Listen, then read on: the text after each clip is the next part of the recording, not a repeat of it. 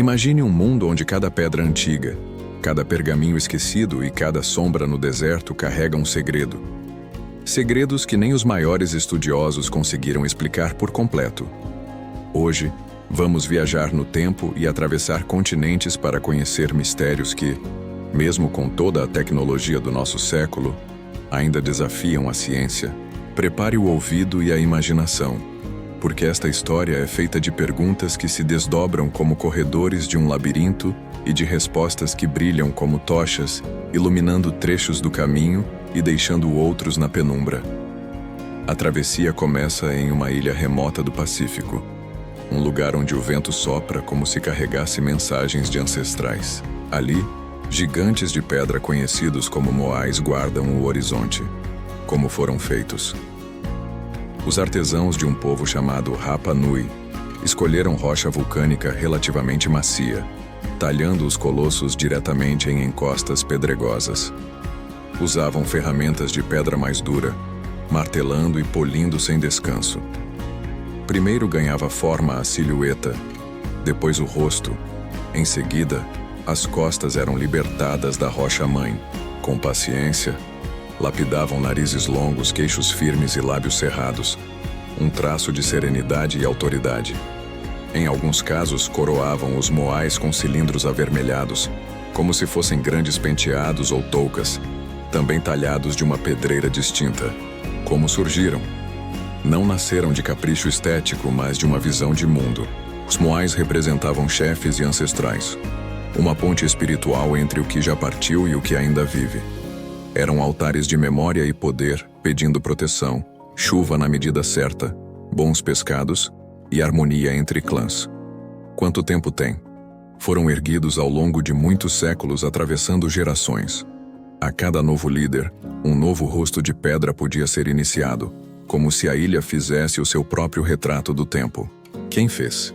Gente comum organizada em tarefas extraordinárias. Havia quem talhasse, quem transportasse, quem erigisse. Havia quem ofertasse alimentos e cantos para sustentar o esforço. Onde fica? Em Rapa Nui, também chamada Ilha de Páscoa, isolada no grande azul do Pacífico, tão isolada que o rumor do mundo demorou a alcançá-la. E quanto custou? Custou o que quase nunca se conta em moedas. Custou árvores derrubadas para alavancas e roletes. Custou braços cansados, ombros pressionados por cordas, anos de trabalho coletivo. Custou decisões difíceis em uma ilha com recursos limitados. A ciência propõe que os moais podem ter sido movidos em pé, com cordas que faziam a estátua balançar de um lado a outro, como quem ensina um gigante a dar passos curtos. Outros defendem o uso de trenós e roletes. O preço real foi a soma de engenho, tempo e risco, um investimento social que deixava marcas na paisagem e na memória. Seguimos agora para as areias douradas do Egito, onde a luz do deserto reflete como se fosse metal líquido. De pé, silenciosa e enigmática, a grande esfinge observa a planície de Gizé há eras. Como foi feita? Diferente de monumentos erguidos peça a peça, a esfinge foi talhada a partir do próprio leito rochoso. A pedra calcária variava de dureza, e isso explica a diferença de desgaste no corpo e na cabeça. Após a escultura bruta, artesãos alisaram a superfície. E por um período, a estátua chegou a ser pintada, vestida com cores intensas que hoje quase ninguém imagina. Como surgiu? Foi concebida como guardiã e emblema de poder, onde o corpo de leão representa a força e a cabeça humana simboliza a inteligência do governante. É a fusão do animal que domina a terra com a mente que governa a ordem. Quanto tempo tem? O monumento se perde nas brumas de um passado antigo. Quem fez? Pedreiros, escultores, organizadores, sacerdotes, toda uma sociedade hierarquizada, unida em um propósito religioso e político. Onde fica? À beira do Planalto de Gizé, com as pirâmides como companheiras e o Nilo como artéria de vida ao longe. E quanto custou? Custou planejamento de Estado, comida e água para trabalhadores, moradias temporárias, ferramentas renovadas, vigílias sob o sol e sob as estrelas. A cronologia tradicional o situa na época de reis que ergueram pirâmides vizinhas. Mas há vozes que apontam para sinais de erosão hídrica, sugerindo um tempo ainda mais remoto. A ciência debate, e o próprio desgaste da pedra é um relógio de areia caprichoso. O custo foi o próprio sistema econômico e logístico de um reino, capaz de retirar do rio e do campo energia suficiente para entalhar um leão colossal que encara o nascer do sol como quem guarda um segredo que ainda não sabemos decifrar. Deixamos as areias e mergulhamos na selva da Mesoamérica, onde antigas cidades hoje conversam com as raízes e a umidade. Entre templos e observatórios, povos brilhantes levantaram monumentos alinhados com o céu, acompanharam ciclos celestes e registraram suas histórias em pedras e códices. Como construíram cidades tão elaboradas, com blocos de calcário e estuques brancos, com plataformas escalonadas que elevavam templos para mais perto dos deuses, com praças onde o poder se tornava espetáculo. Como surgiu tanta sofisticação? Surgiu de agricultura engenhosa, de campos elevados e terraços que domavam períodos de seca e de chuva, de redes de troca e conhecimento que conectavam vales e serras. Quanto tempo tem essa história? São séculos sobre séculos, com apogeus e declínios, com cidades que floresceram e depois foram engolidas pela floresta. Quem fez? Povos maias e outros povos vizinhos, cada qual com línguas, estilos e calendários próprios, mas unidos por uma mesma pulsação de curiosidade astronômica e espiritualidade. Onde fica?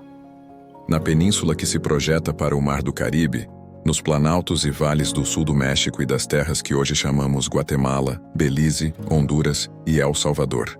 Se for natural, surgiu de fraturas geológicas e erosão marinha, um diálogo entre placas tectônicas e correntes. Se foi humano, surgiu de um projeto que imaginou um lugar de cerimônia, de pesca ritual, de vigília para o céu e o mar. Quanto tempo tem? Se a rocha é antiga, o contorno atual pode ser recente em termos geológicos ou muito antigo em termos humanos. O relógio da água não é o mesmo da história escrita. Quem fez? Se a natureza esculpiu, o autor é o oceano. Se humanos intervieram, foram comunidades costeiras que deixaram poucos vestígios além das próprias formas de pedra. Onde fica? Ao redor de Yonaguni, nas ilhas que pontilham o extremo sul do Japão, onde o mar pode ser tão claro quanto o vidro e tão imprevisível quanto um sonho. E quanto custou? Se obra natural, custou apenas o tempo e a paciência das marés. Se obra humana, custou mergulhos, cordas, ferramentas resistentes ao sal e, sobretudo, ideias poderosas a ponto de convencer uma comunidade a moldar pedra debaixo d'água. O custo aqui é uma pergunta aberta, uma moeda que cai no fundo e ainda não tocou o chão. Saímos das profundezas para o silêncio de uma biblioteca, onde um livro repousa como um enigma dentro de um cofre de papel.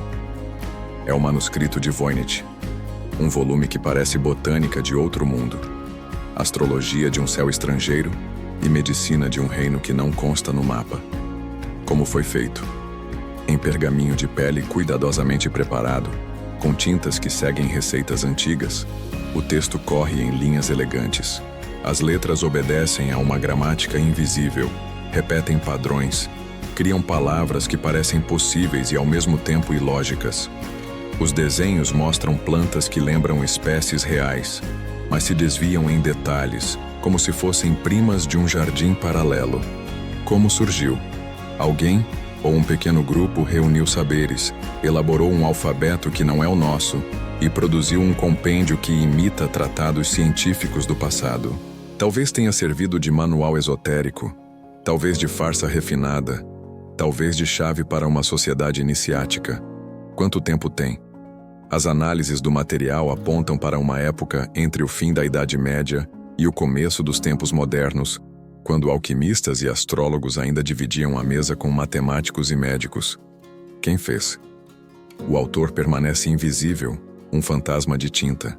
Alguns nomes foram sugeridos ao longo dos anos, mas nenhum se impôs de modo definitivo. Onde fica? Descansa em uma biblioteca acadêmica famosa, acessível a pesquisadores que querem se perder e se achar nesse labirinto de sinais. E quanto custou? Produzir pergaminho e tinta foi caro em qualquer época. Custou animais, tempo de artesãos, mãos pacientes que copiaram página após página. Se você reparar, em todos esses mistérios há perguntas que voltam como ondas. Como foi feito? Sempre há uma técnica, às vezes simples e exigente, às vezes sofisticada e surpreendente. Como surgiu? Sempre há uma visão de mundo, um motivo que costura religião, poder, ciência, sobrevivência e arte. Quanto tempo tem? O tempo se mede em séculos e milênios, mas também se mede em memórias e esquecimentos.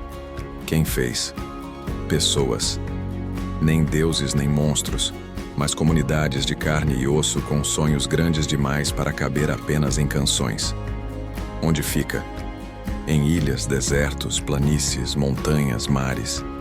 Em lugares onde a paisagem parece ter sido escolhida a dedo para amplificar o gesto humano.